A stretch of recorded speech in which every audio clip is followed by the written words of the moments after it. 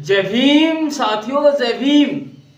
और साथियों, जय भीम कहना तो इसलिए ज़रूरी है क्योंकि आज संविधान न होता तो न जाने क्या होता SC ST OBC समाज के साथ और अल्पसंख्यकों के साथ। इसी पर मैंने ये कविता लिखी है, यानी PM नरेंद्र मोदी जी पर मैंने ये कविता लिखी है। पसंद आए तो ज़रूर लाइक कर देना कि बताना कि दुश्मन की चाल को समझो, दुश्मन की चाल को समझो, आखिर वो क्या चाहता है। और बांट हमें वो धर्म जात में, सबको लूटना चाहता है। कि साथियों, हमें ये तो PM नरेंद्र मोदी है, इसकी चाल को, इसकी राजनीति को हमें भांप लेना चाहिए, समझ लेना चाहिए। आखिर ये चाहता क्या है, क्यों ये ऐसा शासन चला रहा है जिससे सर्व जन को, यानी सर्व समाजों को, जन जन को नुकसान हो रहा है। और दिन प्रतिदिन हमारा देश पीछे होता जा रहा है। कि SC ST हो चाहे हो BC, SC ST हो चाहे हो BC, सबको मारना चाहता है। यानी ये सबका आरक्षण छीनना चाहता है, सबको करना चाहता है। कि SC हो चाहे हो BC, सबको मारना चाहता है। और कभी दलित से दलित लड़ाए, कभी दलित से दलित लड़ाए, कभी हिंदू मुस्लिम चलाता है। कि साथियों, ये PM नहीं है, ये नंबर टॉप 10 का हिस्ट्री शीटर है। यानी ये देश में चैन अमन नहीं चाहता, ये कुल मिलाकर चाहता है ये देश आपस में लड़के मर जाए और मैं देश को लूट लूं, ये वही चाहता है। कि कभी तो ये हिंदू मुस्लिम की बातें करता है, कभी दलितों को आपस में लड़ा रहा। आपने देखा होगा SC ST का जो इसने आरक्षण पर जो गड़बड़ कर रहा है, उसमें लोगों को लड़ाना चाहता है, दलितों को आपस में लड़ाना चाहता है। कि दुनिया भर का भ्रष्टाचारी, दुनिया भर का भ्रष्टाचारी ईमानदारी हमें दिखाता है। यानी ये ऐसा कोई विपक्ष का नेता नहीं बचा है जिसको भ्रष्ट न कहता हो, जिस पे कुछ न कुछ आरोप प्रत्यारोप न लगाता हो।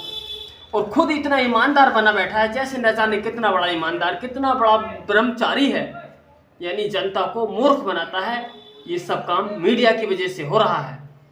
कि दुनिया भर का भ्रष्टाचारी ईमानदारी हमें दिखाता है और नहीं सहूलियत कुछ जनता को, नहीं सहूलियत कुछ जनता को मूर्ख हमें बनाता है। कि साथियों, इसने जनता के लिए, यानी ये सरकार हिंदुओं की मानी जाती है, BJP सरकार। तो साथियों, क्या दलित हिंदू नहीं है? क्या OBC BC वाले लोग हिंदू नहीं हैं? जो कि साथियों, ये कैसी हिंदूवादी सरकार है? इस देश में ज़्यादा संख्या तो हिंदुओं की ही है और हिंदुओं को ही ये लड़ाता है, हिंदुओं का आरक्षण छीनता है।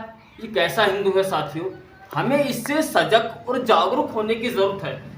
हमें इसकी बातों में नहीं आना है। हमें वो सत्ता लानी चाहिए जो सर्व समाज के लिए काम कर सके। ऐसा एक नेता इस देश में पनप रहा है जिसको मैं अवतार कहूँ या जनता का मसीहा, जिसका नाम चंद्रशेखर है। वो श्री चंद्रशेखर जी सर्व समाजों की आवाज़ उठा रहे हैं। वो संसद भवन में हर एक लेकर, हिंदू से मुस्लिम तक, सिख से ईसाई तक, दलित से BC तक, यानी कोई सा सर्व समाज ऐसा नहीं बचा है। अगर उसके साथ अन्याय होता है तो वहाँ चंद्रशेखर जी जानने का काम करते हैं और उसको न्याय दिलाने का काम करते हैं। साथियों, इस देश का भविष्य ईमानदारी से चंद्रशेखर के हाथों में है और चंद्रशेखर को हमें अपना पूर्ण बहुमत से 2027 में उनकी सरकार बना देनी चाहिए। वो बहुजनों की ताकत हैं, वो जातिवादी नहीं, वो नफरती नहीं, वो अहंकारी नहीं, वो लुटेरे नहीं। यानी वो ईमानदारी से जनता के मसीहा हैं, वो जनता के लिए आए हैं। तो हमें उन्हें जरूर मुख्यमंत्री 27 में ही बना देना चाहिए। अगर उनके हाथों में सत्ता PM पद की पहुंच जाए, यानी केंद्र की सत्ता अगर उनके हाथों में आ जाए, तो मैं कहता हूं SC ST OBC माइनॉरिटी, यानी सबकी मौज होगी।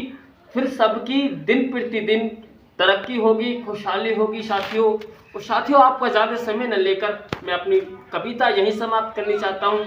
और साथियों, आपको मेरी कविता पसंद आई है तो चैनल को ज़रूर सब्सक्राइब कर लो और बेल को प्रेस करो ताकि आने वाली कविताएं मेरी आप तक सबसे पहले आ सके साथियों। तो चलता हूँ।